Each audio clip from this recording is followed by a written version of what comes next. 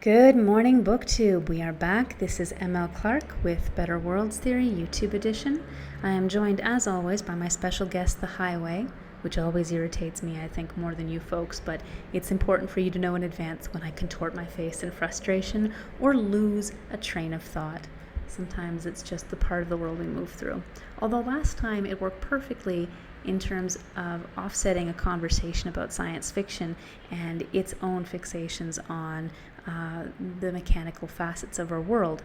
This time we're going to talk about horror. We're going to talk about specifically two works in the horror wheelhouse that are not traditionally published. And we're doing this today in part because there are facets of our industry I have been harping on many times in the last few weeks with respect to changes from the digital landscape, from the rise of corporate monopoly. But then there are also a body of struggles that have afflicted young and new and lesser known writers since the beginning. And these have to do with the fact that once there is an established zone or body of writers in any subfield, there can be cliques, there can be a lot of infighting that individuals, especially newer writers, won't necessarily be privy to right until it explodes in a way that harms their own ability to go forward and publish. So a few weeks ago, there was one such kerfuffle, and we're not going to get into the kerfuffle specifically. I don't want to give it more oxygen, but I did feel very badly for a lot of the newer writers or the lesser-known writers who, through no fault of their own, just happened to be associated with a project that had all of this tedious infighting, which happens in many circles. There's always a new blow-up, or something comes out about an author or an editor, and it just needs to be dealt with. But sometimes it can add extra stress to writers who have worked so hard just to get what they think will be the ticket in, traditionally published alongside or by someone prominent in the genre, just to have things fall apart. Horror also has the added impediment of not necessarily being well represented in bookstores. There are still many places where if you go and look at the horror section, it's essentially the Stephen King section. And that's quite disappointing because there are a lot of wonderful works of horror, classic and contemporary alike, but if they're not promoted and if people don't see the value of promoting them, especially through larger presses, how are people going to find out about them? So today I wanted to talk about a work that is published by a small press and one that is indie published, and they're both quality works. They're different forms of horror, so if one form seems more to your liking than the other, even better, fantastic. I'm glad there's something for everyone. But mostly I wanted to highlight and emphasize that we're not just signal boosting work at random. We're thinking very much about the fact that the industry is difficult. It's extremely difficult to navigate, and even if you do everything right, even if you work hard on your craft and then you try to get in by the usual trad published venues and pathways, things outside of your control will come along and make this very hard. So let's celebrate two works and hopefully along the way learn a little bit about the concerns that are, I think, specific to horror, which certainly can come out as a mode in other writing, but are amplified in work that is horror at its core. The first piece, The Skinless Man Counts to Five, by Paul Jessup, is a collection of short stories, 24 short stories from a career that has found Jessup published in a wide range of short fiction magazines. Now, some writers, when they publish for a range of spaces, will at the same time adjust, modify their style a little bit to each venue in a way that might undermine a sort of coherent or career-long voice. That's not the case with Jessup's work here. This curated collection absolutely emphasizes a body of aesthetic and thematic concerns over the course of his career. So you really do get a strong sense of a voice in this work. And there is something added by reading this wide range of work from a number of publications together cohesively, as opposed to hunting them down in different anthologies and different spaces, online or in print. Now, this collection, I'm just going to switch over here so I can do a quote from it at the same time. There we are. Excellent. This collection trades on an extremely important facet of horror, and yet one that is difficult for new writers in the genre to manage. Jessup's stories effortlessly normalize the extremely strange. And this is something that when a person is first trying to write in horror, they often don't quite get. They're so excited about, oh, and I have a character who's got no skin. Oh, I have this monster who lives in the basement. Oh, I have all these people who go around with like maggots inside, or turning to wood before other people's eyes, or have made these pacts with the dead that are going to come due. And they're so excited, so fixated on the detail, the strange detail that they're adding, that their stories don't allow the reader to immerse themselves in the actual sight of estrangement, not the existence of these sort of monstrous forms of living, but this really unnerving reminder that our own life, our own world, could look just as monstrous, just as strange, if we were to chatter on about things that we take for granted in a context with an audience of outsiders. I'm going to say aliens because, again, I bring everything back to sci-fi. But imagine if we were to narrate some of what we take for granted about ourselves, our relationships, our cultures to an alien species, an outside species, they might look at what we talk about with a lot of the same horror and confusion. You think that's normal, do you? Okay, that's good to know. The strength in this kind of storytelling does not come from the specific manifestation of something horrific. It comes from the way that the characters on the page are living within this reality, with many of the same thought processes, the same overall cadence of life. In Jessup's stories in particular, there's a lot of domesticity that comes through, houses, youth, an estranging period for us all, relationships with family, with partners, all of these things that if you just look at them too long and hard in general, already have an uncanny, sort of unsettling feel to them. Jessup's introduction of some extreme elements just elevates that sense of tension and discomfort that should already exist within us and might already exist within us, and just doesn't have a space to be elaborated upon, to be discussed, to be talked about.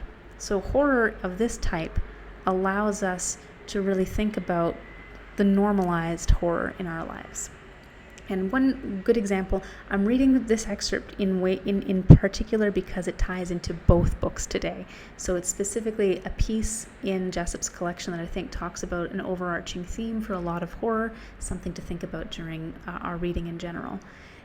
Light Like Knives Dragged Across the Skin is the name of the story. Jessup has fantastic, very dramatic, theatrical names for his work.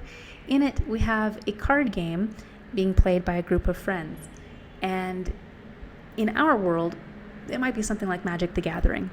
But in this world, it is obviously a very extreme, horrific game with terrible consequences. But that lovely offset is that the characters are normalized. This is just life for them. So we get to see the cadence of life that is normal for us through all of these horrific added elements. And even though the story is obviously taking a lot of violence and sexuality to extremes, sitting with a story like this, just being present with it, letting it flow over us as we read, not trying to rush to a certain plot point or ending, but just to sit with that uncanny feeling of something like our world and yet not quite our world, allows us to think about that same violence or tension or frustration that can exist and does exist under the surface in our own gameplay. And maybe not even under the surface. If anyone's ever been part of a board game group, there is drama on the surface as well. Not quite like this. Nobody has set anybody's arm on fire in my experience, but sometimes it gets close. Anyway, here is a quote from that story which I am elevating just because I think it talks about a theme key to horror, which will tie in very well to both pieces. There are an untold number of cards A city of rules and expansion decks built on plastic and the images painted on them. The starter decks are simple, enough that with a few small booster packs you can recreate yourself in any image. That was the art to it, creating a deck that remade you. A deck that changed you into who you wanted to be. The only rule in Sassoon is that everything changes and nothing is ever real. If you forget that, if you start to believe the unreality, you will be lost in a sea of images, floating against the waves of the symbolic. That last line, I think, perfectly embodies what horror does. It reminds us of that danger of getting caught too much in any mythology. And yes, the mythology in a lot of these stories and in a lot of horror in general is exaggerated to an extreme where it's obvious. It's like, oh, obviously I'm not going to make the mistake that character did. And yet, the idea is that we are always moving through these mythologies, the symbolic images that we have curated without even necessarily realizing that we've made choices along the way, and which also lead us to worldly peril. So you really get a sense in lines like this about the entire purpose of writing in the genre and what the genre does. Whether it's a story like this or whether it's an old fable, a children's story from different eras, the extreme level of danger and the truly shocking images of violence and sordid sexuality in a lot of those pieces are meant to call attention to dangers that exist within us, maybe on a slightly different register, but still need to be addressed. So this is a collection that illustrates a very consistent voice, strong voice, over the course of a career. It is more lyrical. There's definitely a little bit more experimentation. I do not recommend trying to power through these stories with a plot point in mind. Sit with them as an invitation to engage with the domestic in our lives in a way that truly brings the horror of everyday interactions to the surface. That's the kind of horror that this collection embodies and does quite well. Good. Okay, so that is our small press published work. That was by Underland Press, and hopefully, I will have in the notes below this YouTube the links to the websites for these two authors. Both authors I also chose because they are multimedia creators, and that's another really important aspect of thinking about publishing as an industry. Is there are many people who get to make one kind of work their main job, and yet there are many people who don't want that to be their main job, or who want to be able to create across forms and to make use of different media as serves their purposes. So Paul Jessup, obviously, I think working in video games has 100% allowed him to cultivate a lot of the imagery that he also manifests in his stories. The same is true with Damien, Kane, Rigden, and this is the second work we have here, author of the novella I'll be talking about today, All Manner of Beast and Man. Damien Kane Rigden is a multimedia artist, and that means that he also is a musician. He's also has visual art. You can find it on his website. And even when he writes some of his other works, he has this book and companion book, which are just beautiful, loving art objects in some ways. One of them is a thriller based on cracking a code, and the other book is The Code. And the two of them are an embodiment of the kind of work one can do if one puts passion first and finds the publication model that serves the passion best. So you'll see in the notes the links to those pieces as well. But it is highly important to remember that an artist like Rigden might not be able to find a publisher who would be as willing to go along with these kinds of experiments. Even small publishers have limited budgets, so sometimes one has to follow their vision and just allow it to play out and hope that the audience will come, which is again where the work of uplift is so important. Now, as I mentioned, these works are different forms of horror. There is a slow build sense of danger in All Manner of Beast and Man. The context is such that it's going to head to a particular endpoint. You know that this world is not safe, even though it has so many extravagant components that seem quite enticing along the way. And yet, a little bit like Jessup's work, the the journey is more important. You're not trying to rush to the solution. You want to see the characters slowly come to realize what kind of peril they have placed themselves in. The story takes place in a mental health recuperation facility. This program is supposed to help people recover from some of the worst moments in their lives by pairing them with another patient so that their survival and their recovery is contingent on their ability to thrive together while taking on a variety of challenges in the course of the program. The whole facility is extravagant, luxurious, and that is our first warning sign that there is something wrong, because that kind of luxury is expensive. Who would be investing this much in people who have had different forms of mental breakdown? That it's at such a remove from the rest of the world.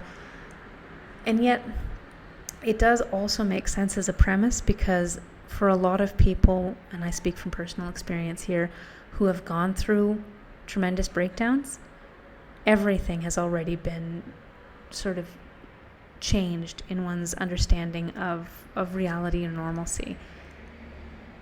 There is space for people who have gone through these kinds of extreme ruptures to feel like, yep, whatever comes next, I'm not shocked or surprised.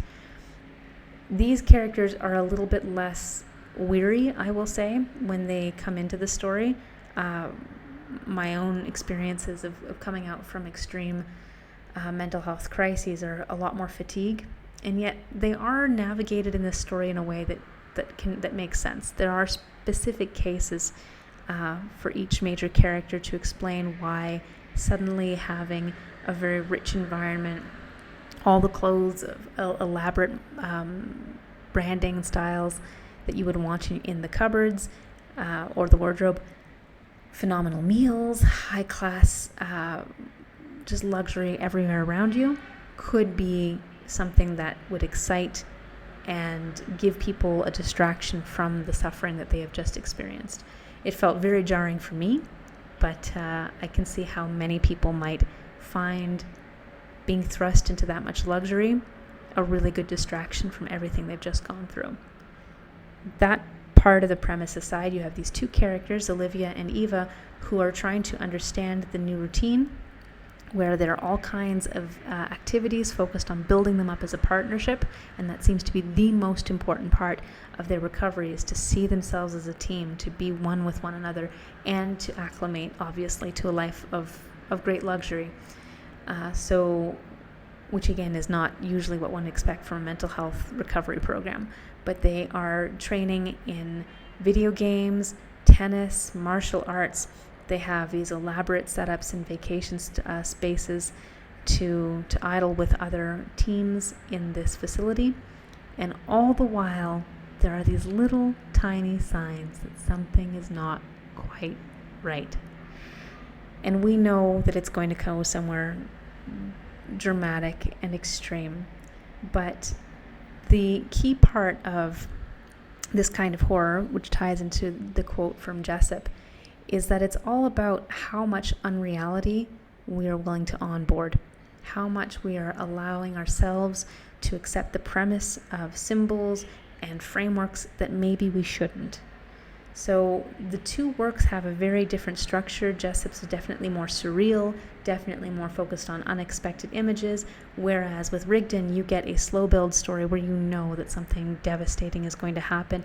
The framework is very familiar, but the journey, the psychological steps to that end, are all about convincing us, the readers, that these characters are going to fall further and further and further into this unreality, to the point when it might be extremely difficult to break out of it when everything does fall apart. And it does. Both of them require a lot of patience. Both of them also require an ability from the author to normalize the very strange, to make us accept the strange, the unexpected would in fact, for the characters involved, be accepted as more or less status quo. And both of them do an excellent job of this. So very different works of fiction, but Rigden's piece with that patient, slow build storyline leading to disaster There is nothing that makes you want to rush to the finish. You do want to just enjoy and learn about the different facets along the way, and that is a mark of good writing. With Jessup as well, the key is not about trying to rush to the finish, but to sit with estrangement. And I think this is something that the horror genre does very well, in certain hands, can do well, but won't necessarily be reflected in a wide range of voices in your shelves at your local major bookstore, or even some of your indie bookstores nearest to you, simply because traditional publishing is inundated still by just a few voices, and there are a lot of others out there. So if this is your jam, if this is your genre, I would highly recommend exploring one or both, depending on which piqued your interest more, or if both piqued your interest, even better. But in general as well, beyond this video, look to those small presses, look to the indie published work. Obviously, you're going to want to assess quality, and small presses sometimes are not necessarily stronger with the editing than an indie published work. Sometimes small presses will have lots of little typos too, so don't intrinsically make your choice based on the broad notions of traditional publishing, small press publishing, indie publishing. Look to the author, understand their work, look to the commentary around that work, but also just be open to new possibilities. It is a strange time, and even folks who do get a foot in the door with traditional publishing are usually confronted with a whole world of infighting and industry toxicity that they weren't prepared for. Most people are just passionate about having a story and trying to share it with others. Wherever you see somebody who is pursuing their passion, if the work rings out to you, if the passion sounds like it's up your alley, please take the moment necessary to celebrate their work, to support their work, and to let others know about it too. Thank you so much for your time today. Cheers.